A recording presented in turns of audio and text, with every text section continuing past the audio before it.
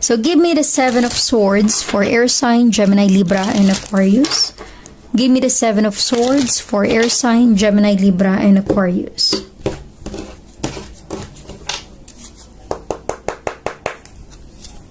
You have the Emperor energy. This is a strong Aries and a fire sign. And the Page of Swords, an air sign, Gemini, Libra, and Aquarius. Okay? So I'm really getting here air sign, Gemini, Libra, and Aquarius. Maaaring connected ka with a strong Aries. Para bang gustong makipag-usap sa'yo ng person na ito. Posibleng siya yung nakagawa ng pagkakamali or hindi maganda sa buhay mo ngayon. Maaaring naloko ka at nasaktan. Maaaring na-betray, na backstab.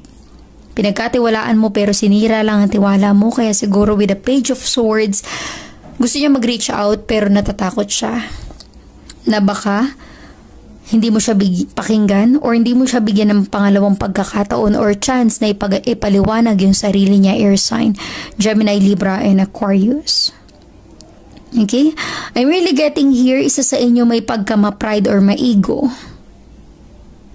Ito yung reason kung bakit naghatid ng negative energy sa connection nyo. Kung ano man ang relationship mo sa kanya, air sign, resonate as it is. Okay?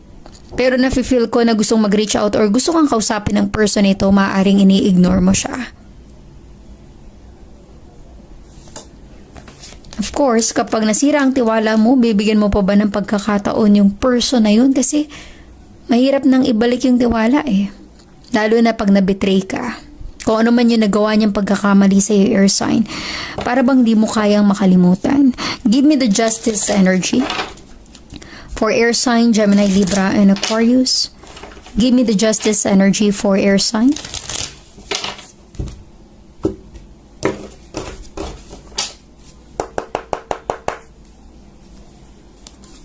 You have the Hangman energy.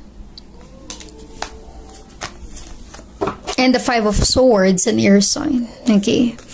Ibig sabihin nito, air sign, nagkaroon kayo ng conflict ng person na ito. Hindi kayo nagkasundo. Hindi kayo nagkaunawaan.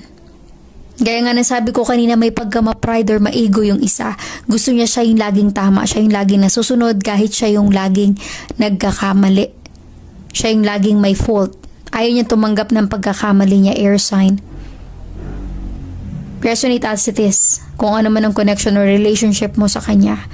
Pero ang nafe-feel ko sa energy na ito, feeling stuck ka sa sitwasyon na ito. Lagi kayo nagkakaproblema ng person na yan.